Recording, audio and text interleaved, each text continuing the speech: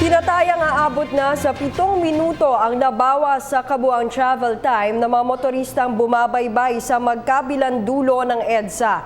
Ito'y ayon kay IAC Chief Enforcer at PNP HPG Director Senior Superintendent Antonio Guardiola Jr. batay sa isinagawang pag-aaral ng Metro Manila Development Authority o MMDA.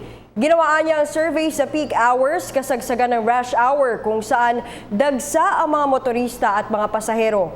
Gayunman, sinabi ni Guardiola na kahit pa nabawasan na ang nararanasang traffic, hindi pa rin siya kontento rito. Target anya ng pamahalaan na mabawasan pa ng karagdagang 7 minuto o sa kabuang 14 na minuto ang travel time ng mga bumabiyahe sa EDSA.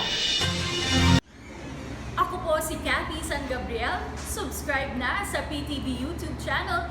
I-click lang po ang subscribe button.